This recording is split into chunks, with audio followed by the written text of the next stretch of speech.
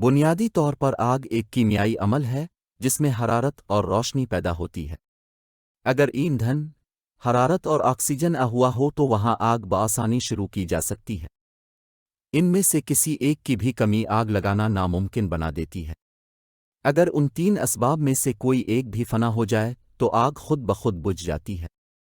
جب آگ لگتی ہے تو ایندھن کا درجہ حرارت اگنیشن پوائنٹ تک پہنچ جاتا ہے۔ اگر یہ درجہ حرارت کم ہو جائے، آکسیجن ہوا کی سپلائی مکمل طور پر منقطع ہو جائے، جلتا ہوا ایندھن خود بجھ جائے تو آگ پر قابو پایا جا سکتا ہے۔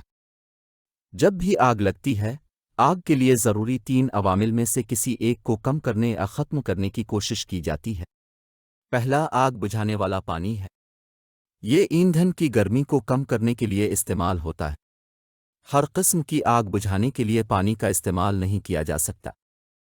کچھ آگ صرف سوڈا ایسڈ قسم کے بجھانے والے آلات سے بجھائی جا سکتی ہے۔ اس میں کاربن ڈائی آکسائڈ کو آکسیجن کی سپلائی کو مکمل طور پر منقطع کرنے کے لیے استعمال کیا جاتا ہے۔